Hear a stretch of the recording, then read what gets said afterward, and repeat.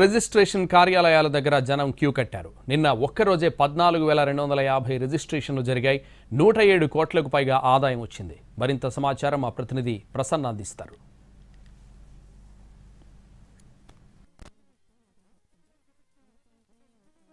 రేపటి నుంచి రిజిస్ట్రేషన్ ఛార్జీలు పెరగబోతున్నాయి. అంటే రిజిస్ట్రేషన్ ఛార్జీలు సవరిస్తూ ప్రభుత్వం నిర్ణయం తీసుకుంది. కొన్ని ప్రాంతాల్లో భారీగా పెరుగుదల, అదేవిధంగా అమరావతి ప్రాంతంలో దీనికి మినహాయింపు ఇచ్చారు. యాక్చువల్గా కనుక ప్రస్తుతం డేటా కనుక చూస్తే మనం రిజిస్ట్రేషన్ కార్యాలయాల చుట్టూ ప్రజలు బారులు తిరుగుతున్న పరిస్థితి కనిపిస్తుంది. రిజిస్ట్రేషన్ కోసం నిన్న ఒక్కరోజే రికార్డు స్థాయిలో 14,250 రిజిస్ట్రేషన్లు అయ్యాయంటే పరిస్థితి ఏ రకంగా ఉందో అర్థం చేసుకోవచ్చు. జనరల్గా యావరేజ్లో ఒక 8,000, 9,000 లేకపోతే 7,000 రిజిస్ట్రేషన్లు జరుగుతుంటాయి యావరేజ్ చూస్తే కనుక. అలాంటిది నేను ఒక్కరోజే 14,250 రిజిస్ట్రేషన్లు జరిగాయి. ప్రభుత్వానికి 107 కోట్ల ఆదాయం, 107.78 కోట్ల ఆదాయం ప్రధానంగా వచ్చిన పరిస్థితి. ఎందుకంటే నిన్న చూస్తే రాత్రి 12 గంటల వరకు కూడా అన్ని రిజిస్ట్రేషన్ ఆఫీసుల్లో కిటకిటలాడుతూ కనిపించింది.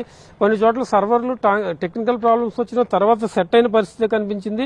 యావరేజ్న 8,000, 7,000 వచ్చి రిజిస్ట్రేషన్లు ఒక్కసారిగా 14,250 పెరిగాయంటే ఇంచుమించు డబుల్, అటు ఇటుగా డబుల్ అయ్యని, అంటే 90% పెరిగాయని చెప్పుకోవచ్చు. అంటే రేపటి నుంచి పెరిగే రిజిస్ట్రేషన్ల విషయంలో పరిస్థితులు ఎలా ఉంటాయో, ఎంత పెరుగుతుందో అనే ఒక ఆతృతతో జనం అంతా కూడా రిజిస్ట్రేషన్ కార్యాలయాలకు వెళ్లి వాళ్ళు రిజిస్ట్రేషన్ చేసుకున్న పరిస్థితి ప్రధానంగా కనిపిస్తుంది. గుంటూరు జిల్లాలో అత్యధికంగా రిజిస్ట్రేషన్లు నమోదైన పరిస్థితి నిన్న 1,184 గుంటూరు జిల్లాకు, తర్వాత ఎన్టీఆర్ జిల్లాలో 946, పల్నాడు జిల్లాలో 944 రిజిస్ట్రేషన్లు నమోదైన పరిస్థితి అయితే మనం చూడొచ్చు. 14,250 కోట్ల రిజిస్ట్రేషన్లకి 107 కోట్ల ఆదాయం ప్రధానంగా రిజిస్ట్రేషన్ శాఖ వచ్చింది. ఇవాళ కూడా రిజిస్ట్రేషన్లు భారీగా పెరుగుతాయని రిజిస్ట్రేషన్ శాఖ అంచనా వేస్తోంది. స్టాంప్స్ అండ్ రిజిస్ట్రేషన్ ఐజీ కార్యాలయంలో ఉన్న డేటా ప్రకారం మనం చూస్తే ఇక్కడ ఇంకా భారీగా రిజిస్ట్రేషన్లు ఇవాళ కూడా భారీగా పెరగచ్చు. ఇంకొంచెం ఆదాయం కూడా పెరిగే పరిస్థితి అయితే ప్రస్తుతం కనిపిస్తుంది. ఎందుకంటే రేపటి నుంచి రిజిస్ట్రేషన్ ఛార్జీలు సవరిస్తూ ఉన్నారు.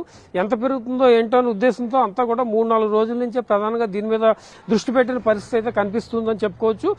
జిల్లాల వారీగా చూసుకుంటే గుంటూరు, ఎన్టీఆర్, పల్నాడు జిల్లాలో ఎక్కువగా, తిరుపతిలో కూడా ఎక్కువగానే రిజిస్ట్రేషన్ జరుగుతుంటాయి. అయితే మొన్న అమావాస్య 29వ తారీఖు మౌని అమావాస్య కారణంగా కొంత రిజిస్ట్రేషన్ తగ్గినా కూడా యావరేజ్ ఆ రోజు కూడా 28 కోట్ల ఆదాయం ఆ ఒక్కరోజు, అంటే యావరేజ్ 30-35 కోట్లు వస్తే ఆ రోజున 28 కోట్లు వచ్చింది. అంటే అమావాస్య అయినా కూడా ఈ పెరుగుతాయనే ఉద్దేశంతో భారీగా చేయించుకోవడం జరిగింది. ఇది తాజాగా ప్రస్తుతం రిజిస్ట్రేషన్ శాఖకు సంబంధించిన తాజా పరిస్థితి. కెమెరా పర్సన్ లక్ష్మణ్తో ప్రసన్న, ఎన్టీవీ, అమరావతి.